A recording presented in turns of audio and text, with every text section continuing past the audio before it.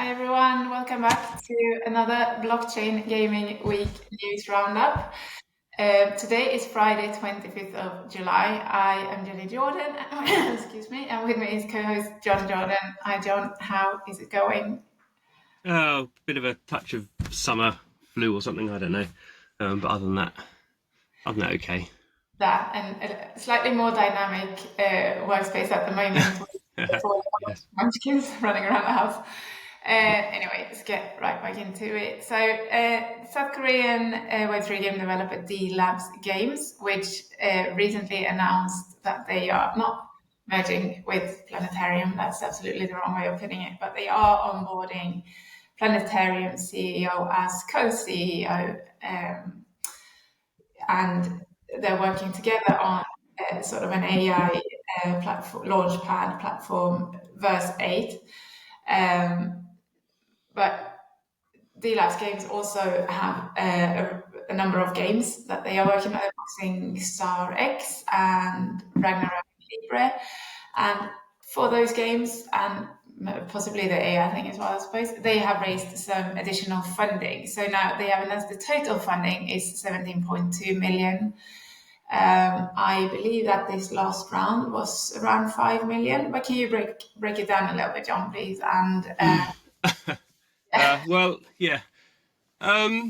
It's a bit of a weird sort of way they sort of done this announcement. So there was a sort of a trend that started when people about a year ago when companies started launching their tokens. They'd sort of put out a tweet saying this is our sort of lifetime funding, but they would sometimes be downright lying and sometimes be a little bit duplicitous. And they wouldn't in the headline probably they wouldn't say lifetime. They'd say something like we've raised $10 million in funding, and obviously more gullible people would write that up as they'd raised a new amount. They've done a new round of 10 million, whereas actually you sort of obviously had to go back and see. Well, they raised 2 million then, and they raised like 6 million then. So actually, they've only actually raised an extra 2 million, sort of thing. So that's sort of the situation where they said it was up to 17.2, and so the gap between what we knew they'd raised or what they previously announced and what they and the new total was actually 5.5, but that was sort of more confused because they'd done a strategic round with Ton Ventures where they'd announced the round but hadn't said how much money was in it. So actually, this sort of new money was split between.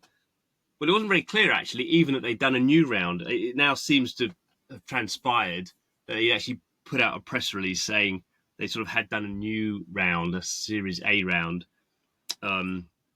So I did, and I did actually go back and ask them specifically, can you break this down? And through the PR anyway. And actually, they couldn't because they still didn't want to say what this strategic round was from Ton. So everyone seems to have gone for the conclusion that the new round they've raised is 4.7, I think.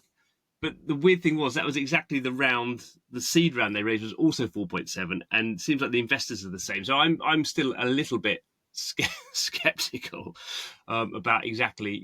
It's very unlikely you do an A round, a seed round, and you raise this amount of money, then you do an A round and raise exactly the same amount of money from exactly the same investors. I mean, they've not given that level of detail, but and the other sort of weird thing was that the company was sort of set up with a so the company's Delabs Games is owned by a Korean company called 433 Creative Lab, and they sort of said that they had given it like $7 million of its own money to start up, even though it's sort of self-owned. So that slightly they're moving the money around, and I'm sure that there probably wasn't a chunk of money moved. Maybe there was, or maybe it was just like 433 said within our budget, we'll allocate 7 million to these guys, and so it's all a little bit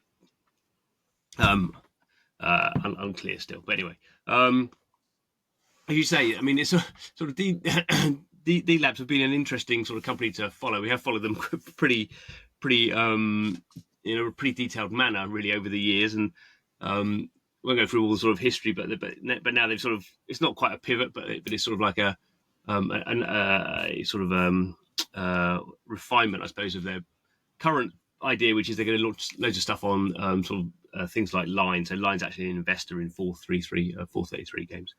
So stuff like Line and Telegram, and obviously there's a lot of these sort of mini game, instant game sort of platforms out there, and they seem to feel that's that's the place where they can sort of find viral audiences if they get the right sort of game out there.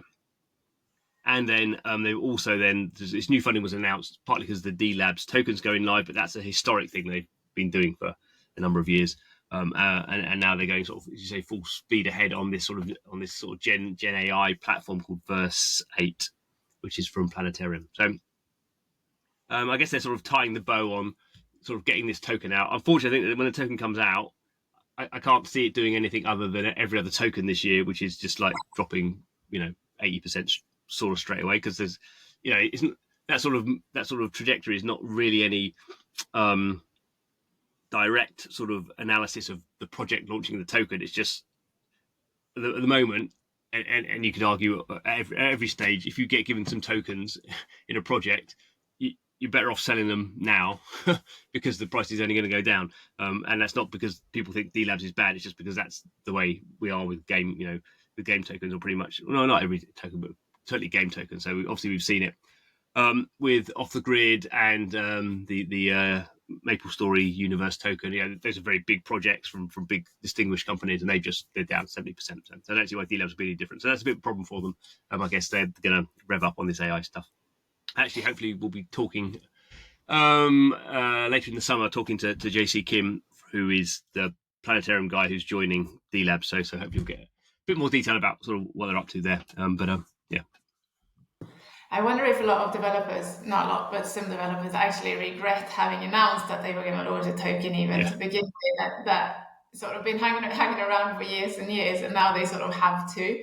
And particularly when they are gaining some momentum, like Delabs, with this pivot towards sort of more mid-core games on Telegram and Line, which has proven far more successful than the initial kind of PC with kind of more hardcore games as they went on.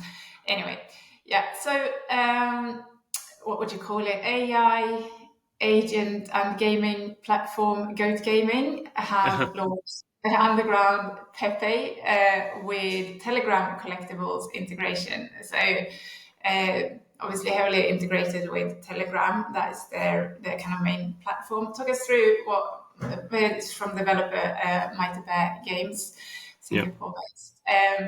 Talk us through what their vision is for Goat Gaming and what this is and where Goat Gaming is sort of heading. Yeah. Well, in a sort of very broad sense, sort of similar to what's happening with Delabs. So again, as we say, as you just sort of in your preamble, I wonder if companies are sort of wishing they hadn't got into this sort of token thing. I mean, I don't know.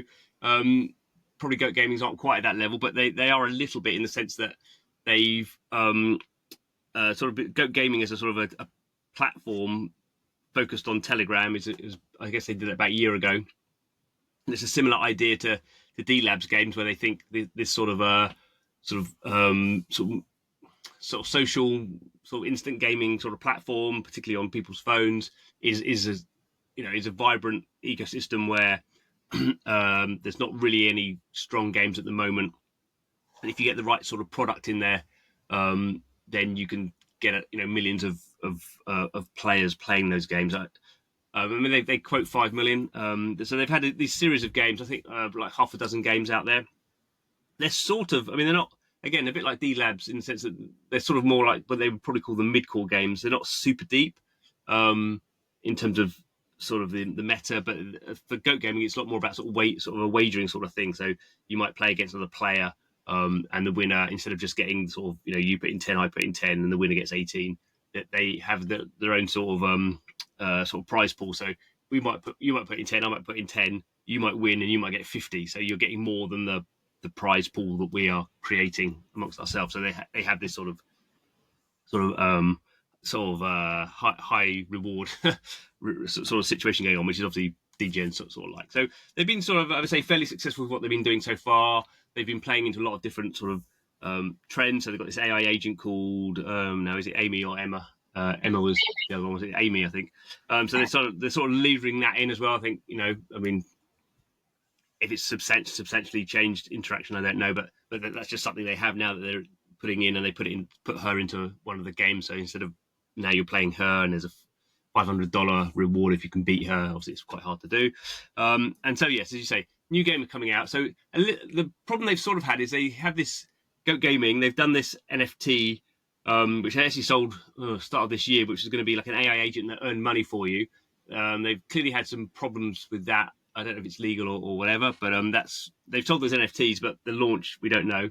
I think that's all hung up with the launch of the GG token, which they I think they hope to get out in sort of sort of May, I think, and they've had to delay it. I don't quite know why. So they're it's a little bit like they got this token, and I was actually on a X Spaces with the CEO Simon, and we were talking about just general blockchain news, and all the comments were when's the token coming out? So obviously, if you get people into an ecosystem telling them you're going to give away a token that they can sell, then that becomes the thing that they care about beyond everything else. So they're in a little bit of a tricky situation that I don't know why they're delaying. I think they said they want to get on good exchanges. Exchanges are just very expensive, and I think they are rightly.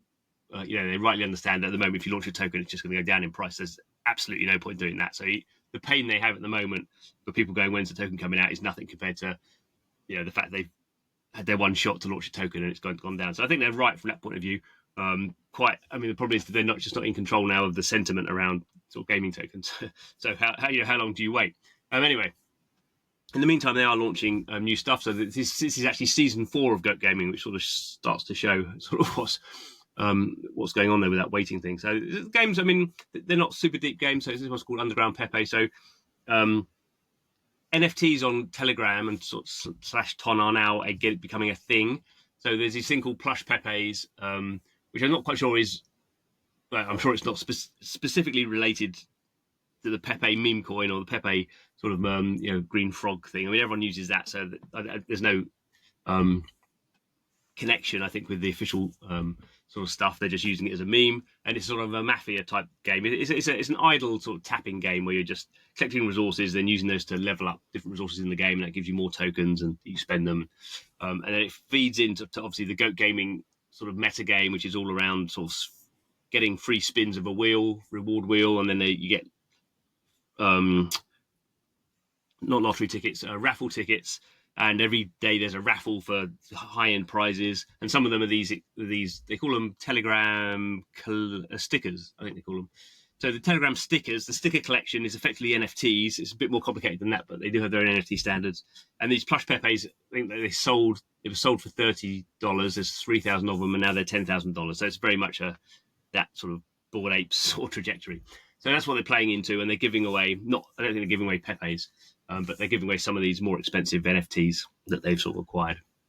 So it's building into the, their whole idea is to add more games, and it all feeds back into the wider Goat Games thing. But as I say, you can do that for so long, and then obviously people's attention goes somewhere else. So as a game, it's people like those idle games. Are always exciting to log into and see you've got lots of But more generally, points.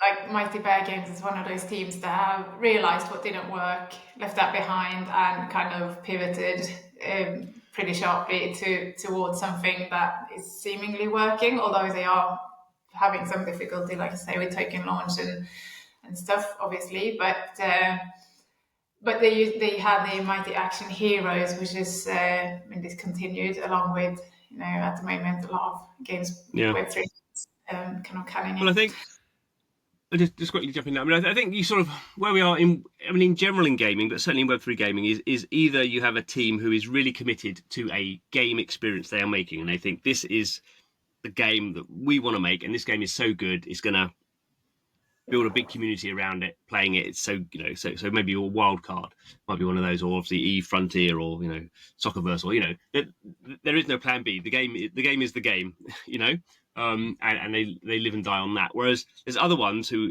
Mighty Bears, as you say, is a good example where Mighty Action Heroes was the game, a battle royale game, and that was what they raised their original money on. But then they came to the conclusion that the game was not the thing actually, and instead they're living in the attention economy is obviously what we've been in for a while now with TikTok and the attention economy is basically doesn't really matter how you attract people's attention. Just keep cycling through different experiences until you find the thing that attracts the attention experience. So that's why they've gone to Telegram, because that's where loads of people are looking for what's the interesting thing today. And so when you're in that situation, you're not, the product is not the hill you die on. You just go, did this one, which is why Goat Gaming is doing half a dozen games and wants to get loads more in there, because it's just like it's not the games don't matter. You hope one of them will be a big hit that will attract people, but each individual game is not. You try that one, didn't work. Okay, move on to the next one, sort of thing.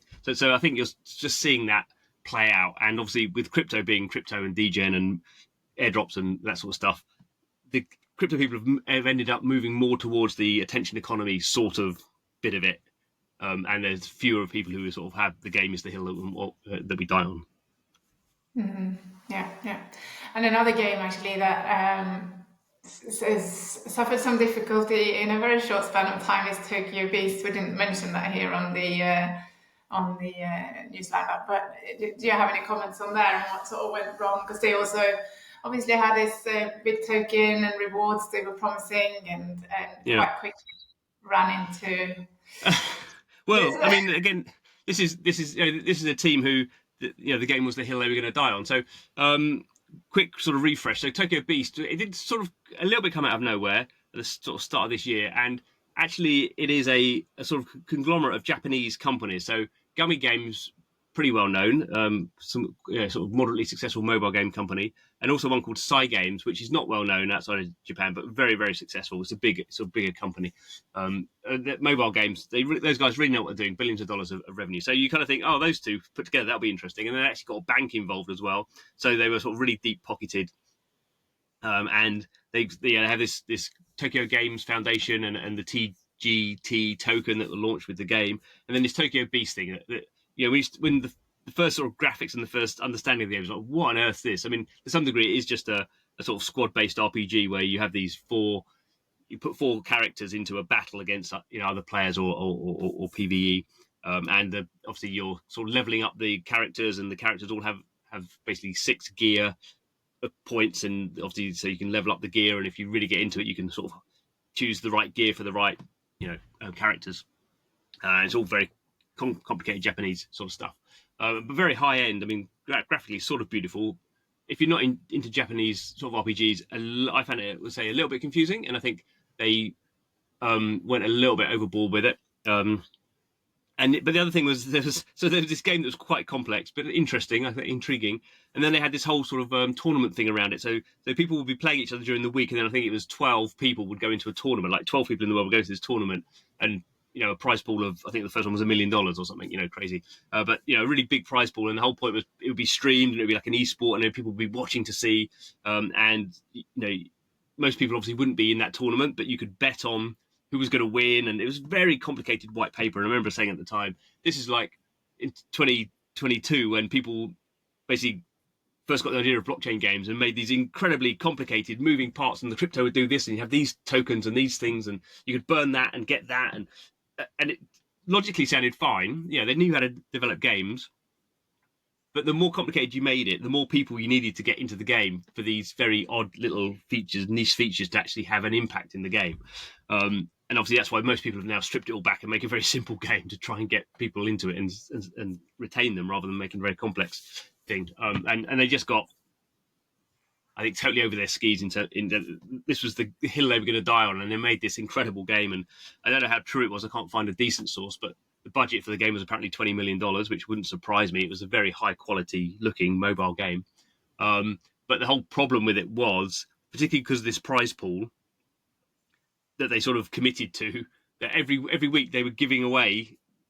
I mean, it costs money to develop, to run games and have people working on them and doing live ops and servers and all this sort of stuff. So you just have costs anyway.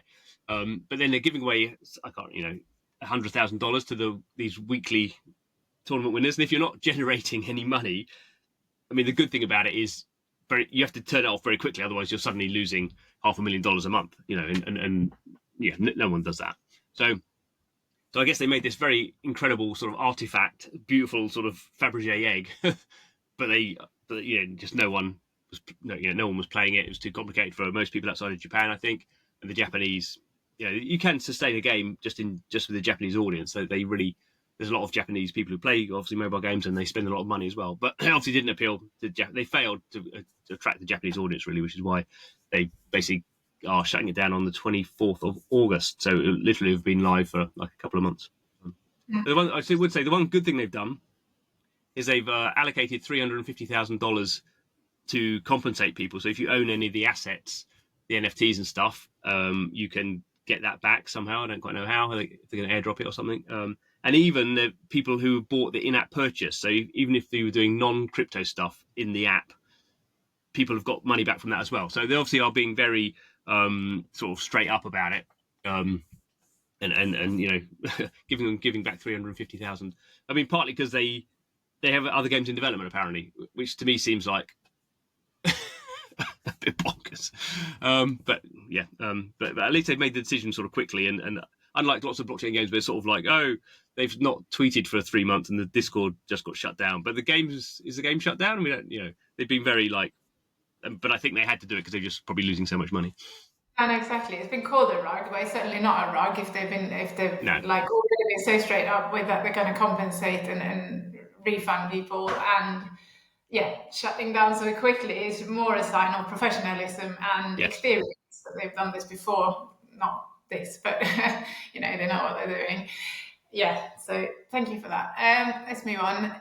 We have been discussing kind of a few games recently. We've seen a trend, and we've been talking to our sort of regular Mavens group industry experts about this kind of the increasing games that are launching as Web 2 games, and then kind of a separate Web 3 game, or with Web 3 features, but launching, you know, kind of branding is the same game, but you have a Web 2 version and you have a Web 3 version as well, optional, obviously. So as an example, we've got Off the Grid, which actually launched on Steam this week, and Reaper Actual, this forthcoming shooter from John Smedley's studio, and Wildcard from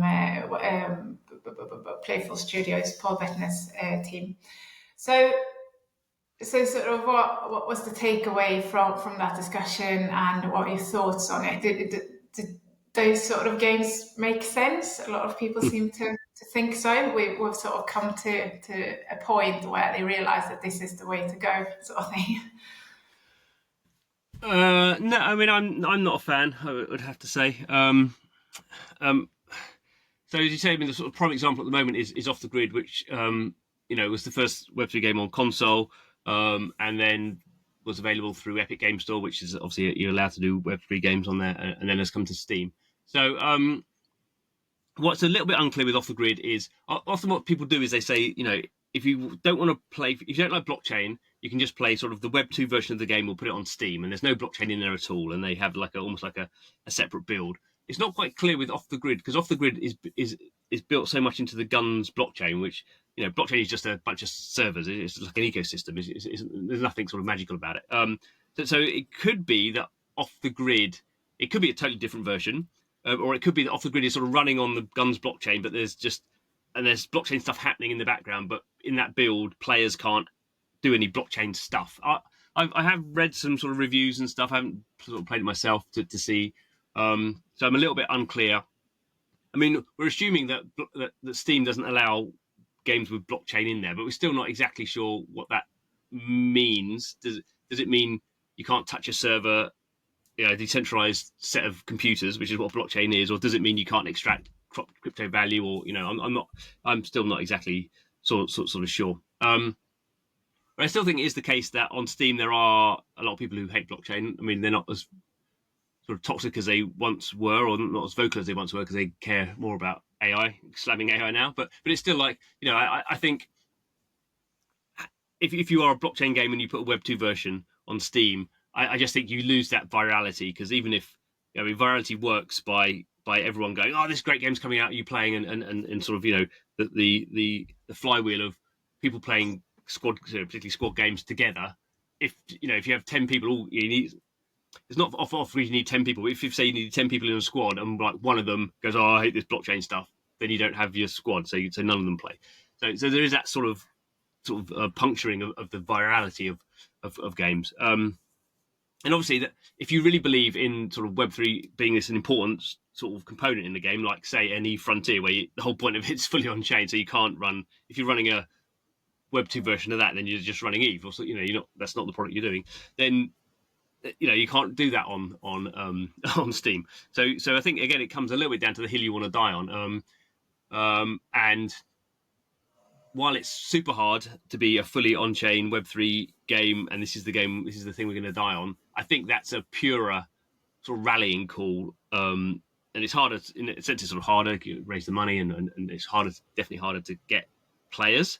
But I think that if I was doing a product that's, that would be, I think, where I would sort of want to be doing that. It depends on the game a little bit, but I think that's where I sort of see success. I think lots of people over the years have tried this sort of, how do we sort of water down the Web3 aspect of our game because it's confusing or annoying people, and to get more people in. And I've just never seen, not just about Steam, but I've just never seen great examples of that sort of stuff working.